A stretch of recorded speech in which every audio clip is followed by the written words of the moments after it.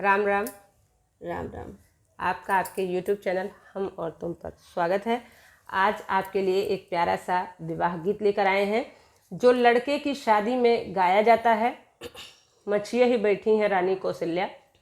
सुनिए इस विवाह गीत को, लाइक करिए, सब्सक्राइब करिए, कमेंट करिए, शेयर करिए। सुनिए इस प्यारे से विवाह गीत को। मचियई बैठी है रानी कौशल्या, हरि गए अकेली भुलाई रे जिय राजलम राजा कुल रे आकार अब राम रही है कुंवार रे जिय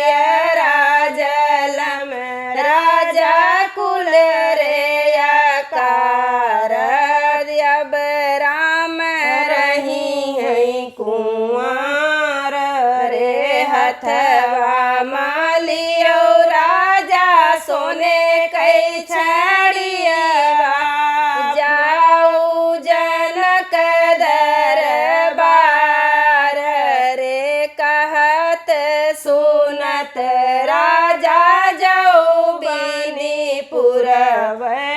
सीतायो राम बिया रे कहत सुनत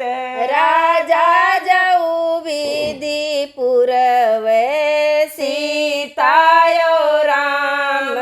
बिया रे अतना बचन सुन राजा दशरथ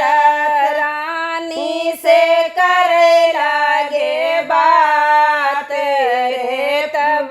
तऊ रानी राम जन्म कायब रोवो राम बिया हरे पहिले तो रोयु रानी राम जन्म कायब रोवो राम बिया रे हथवा मालिए राजा छोने कई छड़ियवा पाँचे जनक दरबार रे गोड़वा दोवत राजा फलिया जे पूछे कहाऊ या वध के राहाल रे गोड़वा दोवत राजा हलिया जे पूछे कहाऊ या वध के राहाल रे वही रे नगर राजा सब रे कुशल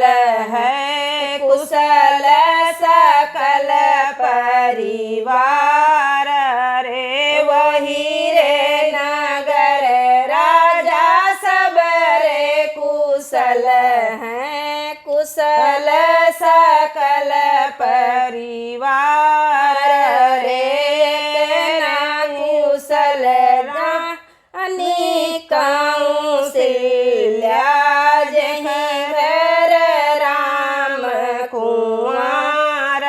रे एक कुशल नाही रानी कौशल्या जे करे है राम कुंवार रे कहत सुनत राजा जो विधि पुरवै सीतायो राम बिया रे कहत सुनत राजा जो बनी पुरवै सीतायो राम बिया रे बचन सुन राजा जनक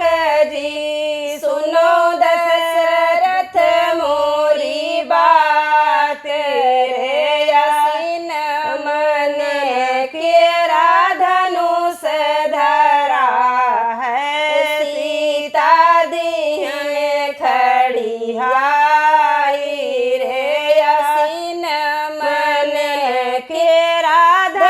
कुश धर